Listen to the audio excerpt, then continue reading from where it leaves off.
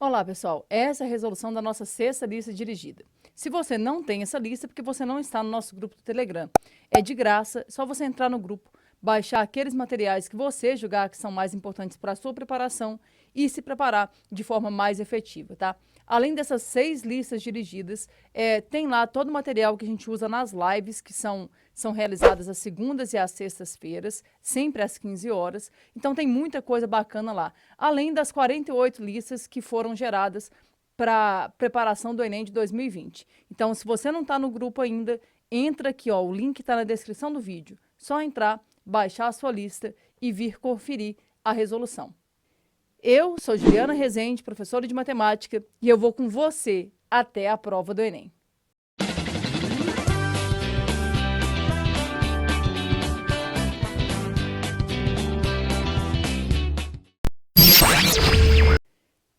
Primeira questão, gente, é uma questão que você olha e fala assim, Ju, uma questão de geometria? A geometria não é sempre a última? Calma. Envolve uma ideia de geometria, mas o que eu quero te cobrar de verdade aqui é a parte de notação científica, para saber se você está sabendo aí como é que você faz para realizar a conta de soma, subtração, quando envolve potências, e também se você sabe fazer conversão de unidades, tá? Vamos dar uma olhada. Antônio herdou um terreno no formato triangular, como mostrado na figura a seguir.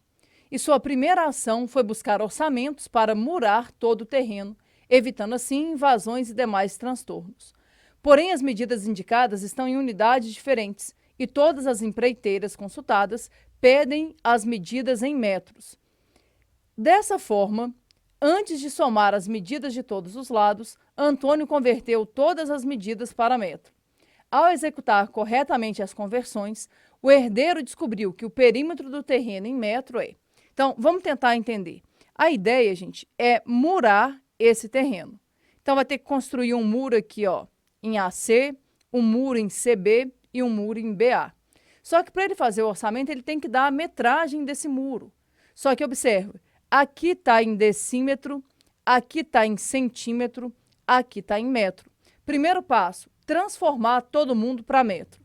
Essa aqui que já está em metro, você deixa quieto. Vamos lembrar aqui, ó. Quem não lembra é assim: quilômetro, hectômetro, decâmetro, metro, decímetro, centímetro e milímetro. Repara, uma escala linear, tá? Cada casa que você andar aqui vai representar ou uma multiplicação por 10 ou uma divisão por 10. Ah, Ju, como assim? Por exemplo, aqui eu estou em decímetro. Eu quero transformar para metro. Eu vou ter que voltar uma casa. Voltar uma casa é dividir por 10. Alguém pode falar, Ju, eu não posso escrever esse número sem usar potência de 10, não, porque eu não gosto muito de potência de 10. Pode sim. Só que cuidado, tá? Cuidado para você não ficar dependente disso. Porque vai ter algumas situações em que vai ficar meio que inviável fazer isso. Mas se você quiser fazer, não tem problema nenhum. Mas observa, é 2,1 vezes 10 elevado a 6 decímetros. Se eu quero passar isso aqui para metros, é só eu voltar uma casa, ou seja, é só eu tirar um zero aqui. Então, ficaria 2,1 vezes 10 elevado a 5 metros. E está resolvido o nosso problema. Então, essa medida aqui vai ser igual a 2,1 vezes 10 elevado a 5 metros. Aqui já está em metro, né? Deixa quieto. Agora, eu vou ter que transformar aqui também. Ali tem 3,2 vezes 10 elevado a 6 centímetros. E eu preciso transformar isso para metro. Repara, eu estou em centímetro e eu quero chegar em metro. Para isso, eu vou ter que voltar 2 casas. Voltar 2 casas é como se eu retirasse 2 zeros. Como aqui está em potência de 10, eu posso fazer isso direto. Isso aqui vai virar 3,2 vezes 10 elevado a 4 metros. Então, aqui vai ser 3,2 vezes 10 elevado a 4 metros. Beleza. O que eu tenho que fazer agora? Eu vou ter que somar todos esses lados. Ju, mas eu não sei fazer soma com potência de 10. Então, você tem 2 caminhos. Você pode transformar todo mundo e fazer a soma normal, ou você pode usar a ideia de soma com potência de 10. Se você não sabe fazer isso, eu vou deixar aqui na descrição do vídeo um link sobre a nossa última live, na qual eu falei justamente sobre isso. E aí você vai conseguir tirar todas as suas dúvidas a respeito desse tema. Inclusive, lá no nosso grupo do Telegram, tem uma listinha sobre unidade de medida, ordem de grandeza e potência de 10. Então, quem está com dúvida, pode voltar lá no nosso grupo do Telegram e baixar essa listinha também para resolver, tá? Mas vamos lá.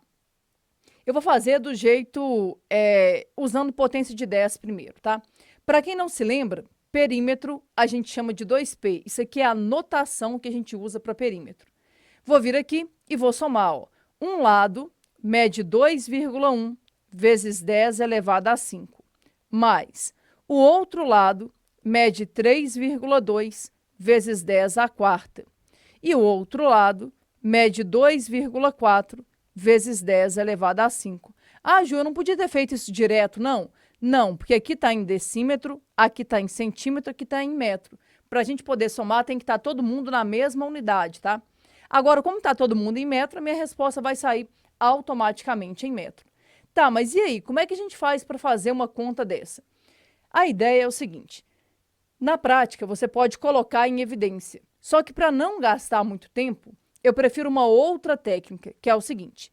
Se todo mundo tivesse com a mesma potência de 10, eu podia simplesmente somar ou subtrair quem está acompanhando aquela potência de 10 e preservar a potência de 10. Só que não está, ó. Aqui tem um 10 elevado a 5, aqui tem um 10 elevado a 4, aqui tem um 10 elevado a 5. Eu vou transformar todo mundo para 10 elevado a 4, que é a menor potência, porque aí fica mais fácil. Ah, Ju, como assim? Para quem não se lembra, quando a gente está ajeitando um número, cada casa que você anda para a direita é como se você gastasse um crédito. Então, por exemplo, se eu transformar isso aqui em 21, eu andei uma casa para a direita, então eu consumi um crédito aqui. Ficaria 21 vezes 10 à quarta, mais 3,2 vezes 10 à quarta. Ah, Ju, por que você não mexeu aqui? Porque eu estou querendo escrever todo mundo como uma potência de 10, né, com expoente 4 aqui. Mas aqui eu vou andar uma casa, vai virar 24 vezes 10 elevado a 4. Ah, Ju, não entendi qual que é a lógica aí. Repara, todo mundo aqui está multiplicado por 10 elevado a 4. Então, eu posso simplesmente somar esses coeficientes. 21 mais 3,2 mais 24. Faz aí, ó, 21 mais 3,2 mais 24. Vou completar aqui com 0, não precisa fazer isso, né? Mas eu vou pelo jeito tradicional, tá? Aqui dá 2, aqui 7 com 8 e aqui 4. Então, o que vai dar o perímetro? Vai dar 48,2. Lembra que eu ignorei a potência? Vezes 10 elevado a 4. Se você não entendeu assim, a ideia é colocar o 10 elevado a 4 em evidência e fazer a conta. Só que não tem necessidade. Se todo mundo está acompanhado da mesma potência de 10, você simplesmente soma ou subtrai os coeficientes e aí está resolvido o seu problema. Ah, Ju, mas engraçado, porque não tem essa resposta. Então, não é que não tem essa resposta. É porque se você olhar, o autor, no caso eu, né, escolheu dar a resposta usando notação científica. Como é que eu vou fazer isso? De novo, eu vou ajeitar o meu número. Eu vou voltar com a vírgula uma casa. Vai virar 4,82. Só que aí entende. Na hora de ajeitar um número, cada casa que você volta é como se você economizasse um crédito. Então, isso aqui vai ser 4,82 vezes 10 elevado a 5 metros. E aí está resolvido o nosso problema. Resposta correta, alternativa C. Ah, Ju, está doida, não entendi nada do que você fez aí. Não gostei desse jeito. Me dá uma outra solução, por favor. Sim, vou te mostrar uma outra forma de fazer. Outra maneira de fazer, um jeito um pouquinho mais artesanal, tá? Mas vamos lá. Você não ia ter como fugir da ideia de converter todo mundo para metro, tá? Mas vamos lá. Por exemplo, segmento AC é 2,1 vezes 10 elevado a 6. Esse 10 elevado a 6 quer dizer que você pode andar com a vírgula 6 casas para a direita. Ficaria 21 com mais 5 zeros. Ficaria algo assim, ó. Andei uma casa, depois eu coloco 5 zeros. Então, o que dá isso, hein? Dá 2.100.000 decímetros. Só que lembra, a gente tem aqui, ó, metro, decímetro, centímetro. Eu estou em decímetro, eu quero passar para metro, eu vou ter que voltar uma casa. Volta uma casa, vai ficar 210 mil metros. Ó, voltou uma casa aqui, vai ficar 210 mil metros. Guarda esse valor aqui, porque a gente vai precisar dele. Depois, segmento AB. Segmento AB. O que vai ser o segmento AB? O segmento AB é 3,2 vezes 10 elevado a 6 centímetros. Você pode andar com a vírgula 6 casas. Vai virar 32, né? Ó, anda uma casa, 32. Depois com mais 5 zeros. Confere, ó. Andei uma casa, virou 32. Depois coloquei 1, 2, 3, 4, 5 zeros. Centímetros. Tá, só que eu estou em centímetro, eu tenho que chegar em metro. Para isso eu vou ter que voltar 2 casas. Volta 2 casas, o que vai virar isso, hein? AB vai ser igual a 32 mil metros. Tá resolvido também seu problema. Deixei o segmento BC por último, gente, porque ele já está pronto, né? Eu só vou ter que desenvolver a potência, se você não quiser utilizar. Mas olha lá, o que é o segmento BC? Vai ser, ó, anda uma casa, vai virar 24. Só que eu tenho que andar 5, então eu tenho que colocar 4 zeros. Então, isso aqui vai dar 240 mil metros. Ju, por que aqui você não teve que fazer nada? Porque já estava em metros. Beleza. Tenho as 3 medidas ali. Agora, o que eu tenho que fazer? Eu quero pensar no perímetro, né? Então, eu tenho que somar essas 3 medidas. Confere. Vai ficar 210 mil metros mais 32 mil metros mais 240, né? Que é o último aqui, ó. 240 mil metros. Olha o que vai virar isso. 0, 0, 0. Aqui 2, 7 com 1, 8 e aqui 4. Então, vai dar 482 mil metros. Aí, observa, a resposta está em notação científica. Não vai ter como você fugir, você vai ter que ajeitar esse número. Como é um número inteiro, a vírgula está aqui. A vírgula tem que vir para cá. Para isso, eu vou ter que voltar 1, 2, 3, 4, 5 casas. Vai virar 4,82 vezes 10 elevado a 5 metros. Opção correta, letra C. Olha, pode ser que você tenha preferido esse jeito, tá? Só que eu preciso que você entenda que, às vezes, vai ter tanto zero, ou para você andar para a direita ou para a esquerda, que isso pode ficar meio que inviável de ser feito. Por isso que é tão importante você tratar a potência de 10 como uma aliada, ao invés de achar que é um inimigo, tá? Potência de 10 é um aliado para a gente, não só na matemática, mas na química e principalmente na física. Por isso é tão importante. Vou deixar a aulinha aqui, quem quiser dar uma conferida, porque eu tenho certeza que isso vai te ajudar demais no desenvolvimento, tanto na prova de matemática, quanto na prova de ciências da natureza. Espero que você tenha entendido. Deixe aqui nos comentários qual resolução que você preferiu. A primeira com potência de 10 ou a segunda que a gente teve que desenvolver os números, tá? Conta aqui para mim, para eu saber o que você está achando mais agradável aí. Mas não esquece, hein? Pode ser que a gente tenha um expoente muito grande e que fique meio que inviável fazer assim. Agora, vamos dar uma olhadinha na segunda questão. É o tipo de questão que eu acho assim, mais interessante, tá? E que o Enem cobra todo ano, que envolve a ideia de escala. Vamos dar uma olhada. Ana Júlia é muito fã da Mulher Maravilha e pediu que sua próxima festa de aniversário tivesse como tema a super-heroína. Atendendo aos anseios da pequena, seus pais procuraram uma empresa de materiais em acrílico para fazer a decoração do salão de festas. Um dos pedidos foi para confeccionar um painel com o símbolo da Mulher Maravilha, que ficará na parede atrás da mesa de bolo. Impressionados com o trabalho da empresa, os pais pediram que ela confeccionasse também miniaturas do símbolo na escala de 1 para 50, para distribuir nos kits lembrancinhas da festa, conforme a figura a seguir. Se o painel custou R$ 750 e o preço é proporcional à área do objeto fabricado, o valor em real de cada miniatura foi. Gente, aqui é uma coisa extremamente importante que você tem que saber resolver, tá?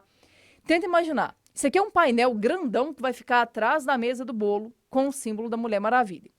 Aí os pais pediram para fazer umas miniaturas bem pequenininhas ali, ó, na escala de 1 para 50 desse painel. Primeira coisa que eu preciso que você entenda. O que significa fazer uma miniatura na escala de 1 para 50? Significa que a gente vai pegar todos os elementos originais e vai dividir por 50. Então, por exemplo, eu vou pegar o diâmetro aqui, ó, e vou dividir por 50. Então, por exemplo, a alturinha dessa estrela aqui, na miniatura, vai ficar dividida por 50. A largura da estrela na lembrancinha vai ficar dividido por 50. Então, todo mundo ali vai ficar dividido por 50. Então, vai dar um objeto bem menor. Aí, o que acontece? O preço para confeccionar esse painel aqui foi de R$ 750. Eu quero saber qual que é o preço para confeccionar cada uma das lembrancinhas, tá? Ah, Ju, mas aí não dá para saber, porque deve levar em consideração outras coisas. Então, aqui está dizendo que só leva em consideração a área. Quanto maior a área, maior vai ser o preço da lembrancinha. Quanto menor a área, menor vai ser o preço, tá? Como é que nós vamos fazer isso? Aqui entra um detalhe extremamente importante, que é você lembrar que aqui a gente está lidando com figuras semelhantes. Quando você está lidando com figuras semelhantes, a razão entre as áreas dessas figuras semelhantes é a constante de proporcionalidade, só que essa constante ao quadrado. Ah, Ju, como assim? Imagina, a área do painel dividido pela área da miniatura é igual a constante ao quadrado. Agora, como é que a gente faz para descobrir essa constante? A parte mais importante é essa, tá? Você lembrar que está falando de área. A área envolve duas dimensões, então tem que ser a constante ao quadrado. Como é que funciona isso? Ah, Ju, não tinha uma outra forma de fazer, não? Já que isso aqui é um círculo, eu não poderia fazer com área de círculo? Você poderia até pensar em alguma coisa assim, mas eu quero fazer pensando na ideia das figuras semelhantes, até porque não é um círculo perfeito, né? Aqui extrapola o círculo, tá vendo? Então, eu quero ver se a gente consegue fazer do jeito mais tradicional e mais prático também. Agora, como é que a gente faz para descobrir quem é a constante? Existem duas maneiras de você descobrir a constante quando a gente está falando de figuras semelhantes. Primeiro, você pode fazer a razão entre segmentos correspondentes. Ah, Ju, mas ele não me deu o tamanho de nenhum segmento. Verdade. Você poderia até dar nome. Por exemplo, eu poderia chamar o raio da lembrancinha de Rzinho. O raio do painel seria 50 Rzinho. Ah, Ju, de onde que você tirou isso? A lembrancinha, os elementos da lembrancinha são todos eles 50 vezes menor do que o do original. Então, por exemplo, se o raio da lembrancinha for 1 centímetro, do original vai ser 50 centímetros. Então, é isso que eu quero que vocês entendam, tá? Você poderia pensar assim, e aí fazer a razão. Se eu fizesse a razão, ó, o que seria a minha constante? Seria 50R dividido por Rzinho. Repara, eu estou fazendo do maior para o menor. Ah, Ju, tinha que ser nessa ordem? Não, você pode escolher a ordem. Só que uma vez escolhida a ordem, ela tem que ser mantida, tá? Mas observe, eu ia cortar esse Rzinho com esse, o que daria minha constante? 50. Tem um outro jeito de você chegar nessa constante, que é você fazer a razão entre as escalas. Ah, Ju, mas como é que eu ia fazer a razão entre as escalas, sendo que, ok, ele me deu a escala da lembrancinha, que é 1 para 50, mas ele não me deu a escala do original. Então, ele nunca vai te dar a escala do original, porque a escala do original é 1 para 1. Então, se você quisesse, você podia pensar assim, ó, o que vai ser a constante? Repara, eu fiz a área do painel dividido pela área da miniatura. Teria que ser escala do painel dividido pela escala da miniatura. Só, gente, que a escala do painel é 1 para 1. 1 dividido por 1 dá 1. E a escala da miniatura é 1 para 50. Como é que você faz isso? Conserva a primeira, nem precisa fazer desse jeito, tá, gente? E inverte a segunda. O inverso de 1 sobre 50 é 50 sobre 1. Então, o que dá a constante? 50. Beleza. Aí, qual que é o perigo? Perigo! Ouviram bem? Perigo! O perigo é o aluno pensar assim, Ju, mas desde lá do início eu podia imaginar que a constante era 50. Sim, do grande para o pequeno, de fato, a constante é 50. Mas qual que é o erro? O erro mais comum, a coisa mais perigosa aqui, é o aluno pensar, já que a constante é 50, essa área vai ser 50 vezes menor do que essa. Então, vou pegar esse valor e vou dividir por 50. Está errado. Não é 50, é 50 ao quadrado, porque a razão entre as áreas não é a constante. A razão entre as áreas é a constante, só que ao quadrado. Ah, Ju, como é que eu vou fazer isso então? Você vai vir aqui simplesmente e vai fazer a conta. Ó. A área do painel dividido pela área da miniatura vai ser 50 ao quadrado. Então, a área do painel dividido pela área da miniatura vai ser igual a 2.500. Ou seja, a área do painel é 2.500 vezes maior do que a área da miniatura. Só que aí você pode chegar aqui e pensar assim, beleza, Ju, mas e aí, o que eu faço agora? Gente, se essa área é 2.500 vezes maior do que essa, para eu descobrir o preço, é só pegar o preço do painel e dividir por 2.500. Ah, Ju, não ia enxergar isso não. Tem uma outra maneira? Tem, você pode fazer uma regra de 3. Você pode pensar assim, ó, quando a área é 2.500 vezes a área da miniatura, o preço é R$ 750. A área da miniatura vai ser igual a X. Multiplicar cruzado, você vai ver que você vai chegar no mesmo resultado. Na prática, é só dividir. Nós vamos fazer 750 dividido por 2.500. Entende? Ó? Não dá para dividir 750 por 2.500. Pega um zero emprestado, coloca 0, vírgula. Agora sim, 7.500 dividido por 2.500 vai dar 3. 3 vezes 2.500 vai dar 7.500. Não vai sobrar nada. E aí, qual que vai ser o preço, então, da miniatura? O preço da miniatura vai ser 0,30, ou seja, 30 centavos. Opção correta, letra D. Veja se você conseguiu entender. Se ficou alguma dúvida, deixa aqui nos comentários que eu volto para te responder. De toda forma, eu vou deixar aqui uma sugestão de aula de escala, para que escala envolvendo 1, 2 ou 3 dimensões deixe de ser um problema aí na sua vida e qualquer circunstância em que ela vier a aparecer, você consiga resolver. Vamos dar uma olhadinha na terceira e última questão. Agora sim, uma legítima questão de geometria. A figura a seguir representa uma esteira por onde passam os produtos para serem embalados. Os frascos ficam circulando na esteira até que todos estejam embalados por funcionários que se localizam nos pontos A, B, C, D e E. Repare que há alguns caminhos alternativos, como o segmento B, C e CD, que foram planejados para otimizar o processo. Sabe-se que as distâncias entre os postos A e B, entre B e C, C e D e entre D e E são iguais, e que as distâncias entre A e D e A e E também têm o mesmo valor. Dessa forma, a medida em radiano, cuidado, hein?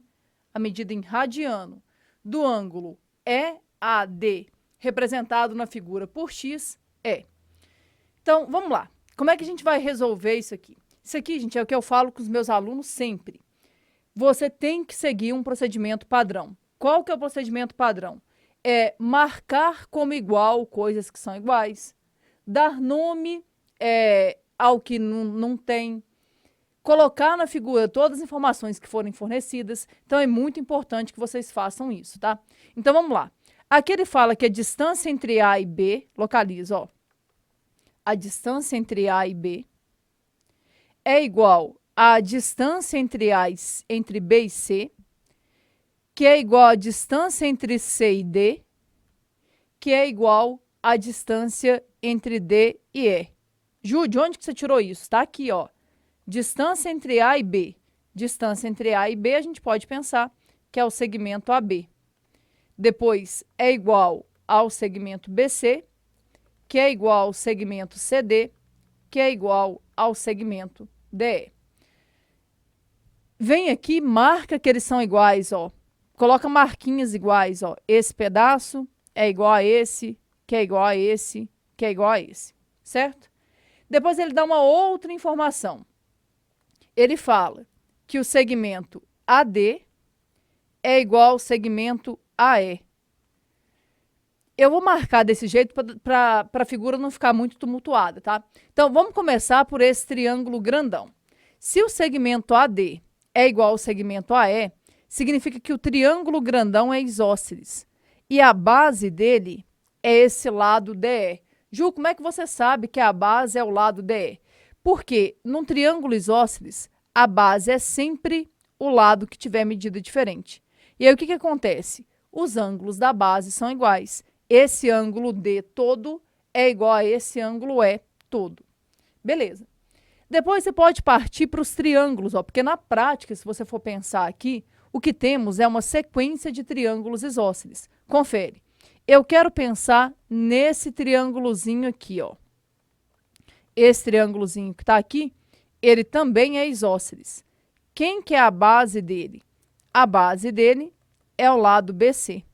O que acontece é que os ângulos da base têm que ser iguais. Então, esse ângulo aqui também vai medir x. Ok. Vem para esse triângulo aqui do meio agora, ó. Esse triângulo aqui também é um triângulo isósceles. Esse lado BC é igual ao lado CD. Quem que vai ser a base dele? A base dele vai ser o lado BD. O que acontece é que os ângulos da base são iguais. Então, esse ângulo tem que ter a mesma medida dessa partezinha. Não é tudo não, hein? É só essa partezinha aqui. Tá, mas você deve estar pensando, beleza, como é que eu vou fazer agora para descobrir alguma coisa? É aí que entra a ideia de ângulo externo. Eu não sei se você se lembra aí, mas o ângulo externo ele é formado pelo prolongamento de um lado e por um outro lado do triângulo. Então, aquele ângulo que está ali é ângulo externo desse triângulozinho que está colorido de rosa aqui, vermelho, rosa, sei lá. O que acontece? Para quem não se lembra, quando você tem um ângulo externo, para você descobrir quanto que mede o ângulo, você desconsidera quem está grudado nele, ou seja, você desconsidera o ângulo adjacente e soma os outros dois. X com x vai dar 2x. Então, esse ângulo aqui vai medir 2x. Só que se aquele ângulo mede 2x, esse pedaço aqui também mede 2x, porque, afinal, o triângulo é isósceles. Então, aqui também é 2x. Beleza, difícil de enxergar, né? Essa parte de ângulo externo é complicada. Mas vamos lá. Vem para esse triângulozinho aqui agora. Deixa eu pegar uma outra cor aqui. Vou pegar um azul bem clarinho aqui. Eu quero que você olhe para esse triângulo que eu estou colorindo de azul ali. Aquele triângulo, ele também é um triângulo isósceles. O lado DC é igual ao lado DE. Então, esse lado aqui de baixo vai ser a nossa base. O que acontece é que os ângulos da base são iguais. Então, esse ângulo todo vai ser igual a esse ângulo todo. Aí, você pode pensar, tá, Ju, mas como é que eu vou descobrir quanto que vale esse ângulo todo? Mesma ideia de ângulo externo. Repara, ó, aquele ângulo que eu quero descobrir, ele é formado... Deixa eu pegar uma cor diferente aqui. Ele é formado, ó, nesse prolongamento e por esse lado. Então, ele é ângulo externo desse triângulo grandão aqui, ó, que eu estou passando. Então, ele é ângulo externo desse triângulo grandão. Se ele é ângulo externo desse triângulo grandão, o que você tem que fazer? Você desconsidera quem está do lado dele e soma os outros dois. Mas quem são os outros dois ângulos? X e 2x.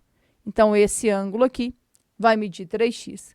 Só que se esse mede 3x, aqui também mede, porque esse triângulo é um triângulo isósceles.